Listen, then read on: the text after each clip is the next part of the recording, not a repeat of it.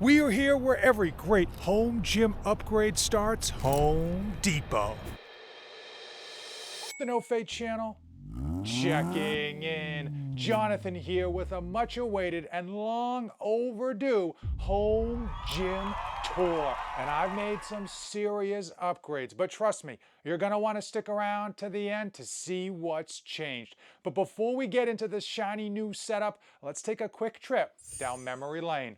Like so many of you, I didn't start with a massively overbuilt home gym with just one click of the button or swipe of the credit card. I started off with one or two pieces and I built everything over time, just putting pieces of equipment that I wanted on my birthday and my Christmas list. And quite frankly, I ended up keeping my gym membership for probably far longer than I should, in part because the gym was only 5 minutes from my home, so the commute was literally light work. There were two big jumps in evolution when it came to building out this home gym. Number one was when my first child was born. Suddenly, me time turned into nap time and I wasn't going anywhere. Can you guess the reason for the second and biggest evolution when it came to this home gym? If you think you might know, comment down below. Okay, here it is. COVID, that's right, my local gym shut down for 2 weeks, which ironically turned into a lifetime. Necessity is the mother of invention. So I pulled the trigger and I started training in my home gym full time.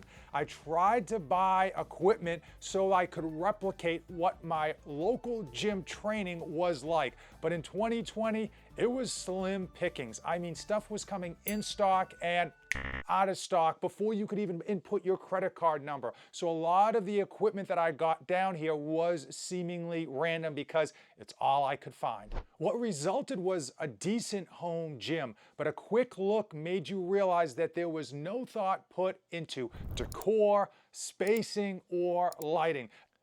I had a basement full of home gym gear, but absolutely no flow. I mean, it looked more like a storage unit than a training space. And ironically, more equipment meant worse workouts. So I pulled a full quantum leap and tried to put right what once went wrong. I did the unthinkable when it comes to the home gym multiverse. I downsized until it hurt. I took equipment and simply rehomed it, relocated it, or just stored it in another location other than my basement gym. We're talking duplicates across the board, barbells, plates, benches, sandbags, even bands. Now, one massive upgrade that was completely unnecessary had to do with my dumbbell rack. Prior to this upgrade, I had two black Rep Fitness dumbbell racks down here, and they certainly got the job done. But there wasn't anything nice or exciting or anything that made them pop. And what I wanted to do was have a dual tone dumbbell rack, and I didn't know of a way to do it. No one was selling them, so I decided to just make my own. I bit the bullet and just did it myself. I bought two red dumbbell racks from Rep Fitness, and I ended up exchanging the black shelves for the red shelves, but kept the black side pieces on here to give me that dual tone look that I was craving. It did cost me a good bit of money, but I'm really happy with how it looks and how it turned out, and at the end of the day, that's what matters most.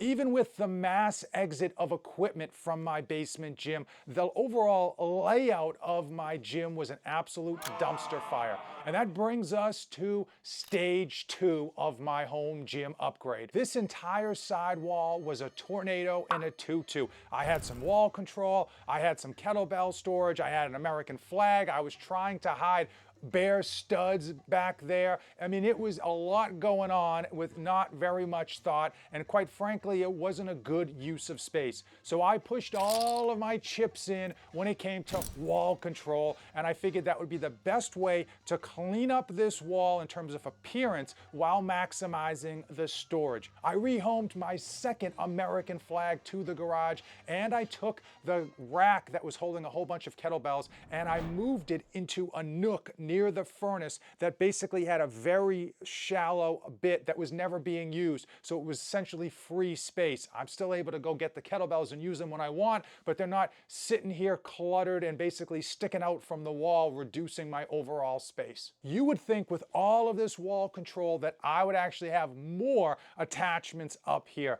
But truth be told, I wanted to stay true to my original plan, and that was downsize until it hurts. I didn't want to have my workouts ruined because of paralysis by analysis. So that brings us to where we stand today. My current setup, I have a 6-post Athena with a lat pull down and low row, and I got the extra weight units on there because I don't need them, but they were an option, so I figured let's just go all in. I also used plate snacks in order to specifically add my own stickers to those plates and really customize the look to be my No Fate 24/7 home gym. Now, in a perfect world, if I had taller ceilings, which I don't, I would absolutely have gone with the 4-post Aries 2.0, and I would have gotten the additional wings in order to have more storage as well as stability. This might be sacrilege for some of you, but I took all of my barbells and I whittled them down to one. The Rep Fitness Double Black Diamond Power Bar, red and black to match the decor. It can handle my big 4 lifts: bench, deadlift, squat, and curling in the squat rack. Now, auxiliary bars are my bread and butter. For those longtime subscribers, you know I love using auxiliary bars in order to better target the muscles and protect myself during lifts. So one of my favorites has to be the Rep Fitness Open Trap Bar. If I'm gonna be deadlifting, I love having my hands at my sides. And for shrugs, it is a fantastic way to protect the boys in the front, but still engage the traps in the back. Sometimes you've got to squat until you're hot. And when it comes to squats, I love using the Rep Fitness Safety Squat Bar. It absolutely keeps me in the fight as I age. It protects my wrists, my shoulders, my neck, and most importantly, takes some of the pressure off of my lower back. You know I kept one easy curl bar because it's all about curls for the girls. Now, one exception I made to my rules about duplicates is a multi-grip bar. I have 2 of those because I love to bench, but I like to also protect my wrists. So I do have the Rep Fitness multi-grip bar as well as the Rogue multi-grip bar. Now, in fairness, Rogue's is a lot better because it costs 4 times as much. You can adjust the handles, and it came with stainless steel and a whole bunch of other options. I ended up picking that up on a Black Friday deal, and I absolutely love it. But the Rep Fitness bar does have its place for me because of the way my frame is lined up. There's one set of handles that when I am switching up my handle style in terms of depth, and I don't want to actually go below my chest with my hands, I use the Rep Fitness, and it is ideal. Now, luckily for me, I'm not that strong, so I was able to move a lot of my weight plates to the garage, and I kept basically all the weight that I needed and a little bit more so that I could adjust as necessary. And I obviously kept all of the competition plates down here. Those are the thinner bumper plates that basically not only look the nicest, but they're the most expensive. I also kept the Rep Fitness 100% American-made cast iron plates. I love those plates. They're easy to grip, easy to load, and quite frankly, I try to support American-made whenever possible. Now, one pair that I do plan to put to the garage sooner rather than later are my 55-pound bumper plates. Frankly, I just don't use them. And when I did use them, I was using them as lifts on certain exercises where I wanted to get lower in the lift. But now, since I've got the next item I'm going to talk about, I don't need them anymore. Fringe Sport Mammoth Belt Squat. Yes, this is probably the most obtrusive item I have in my home gym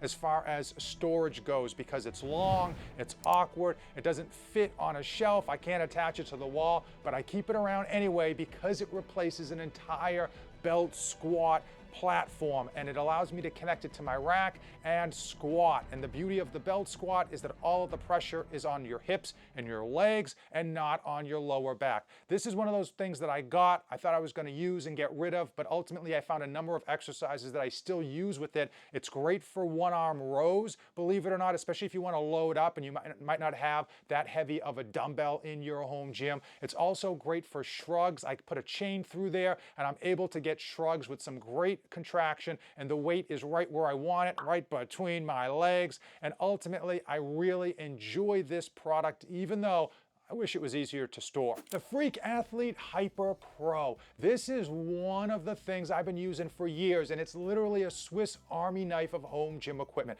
We're talking all your auxiliary exercises like reverse hypers, lower back raises, Nordic curls, leg extensions, leg curls, hip thrusts, Bulgarian split squats. If you can think it, you could probably do it with this thing. And even though you don't see it here in the basement, it's still here because it stores vertically, so you can just put it nice and out of the way so it's not going to bother anyone, but just roll it right in and bang it out. After all these years, I still use this on almost every workout down here in my basement gym. Here's the game plan and the next steps for this home gym. And step number one is gonna be to cut a little bit deeper. That's right, I'm gonna take all my adjustable dumbbells and make sure that they are relocated. Reason being, I've got a full set of urethane dumbbells. These are the dumbbells that you would get at a local gym if you went to a good local gym. And while adjustable dumbbells are cheaper, they take up less space, and they are convenient, I've already got the top of the top. I've got the best of the best. I've already got what is considered the gold standard. And I've already pulled off that Band-Aid of actually paying for them. Pay him. Pay that man his money. And while they take up a lot of space, the fact that they're already down here means they're gonna be staying. Now, I'm sure I'm gonna be picking up more and more equipment, bringing it down into this home gym and reviewing it for you, for the channel, and because I just downright enjoy it. But I do plan every 6 months to take a hard look at what I'm not using. And anything that's not getting used every 6 months at the least is gonna be hit the bricks, pal, and beat it, because you are going out. And now it's time. It is time for my final thoughts. And buying brand new home gym equipment isn't always the answer for your home gym woes. Sometimes you can have addition by subtraction. And with every home gym equipment company's inventories fully stocked, I would suggest that you take the time, do the research, and make sure you're buying what you specifically want for your home gym and what you'll specifically need. If this video inspired you to upgrade your home gym by downsizing your equipment, go ahead and hit that like button as though it owes you money. And don't forget to subscribe for more garage gains, equipment reviews, and memes you didn't know you needed. 2 things you absolutely do need: these 2 videos. Give them a watch as usual. Thanks for watching, and don't save anything for the trip back.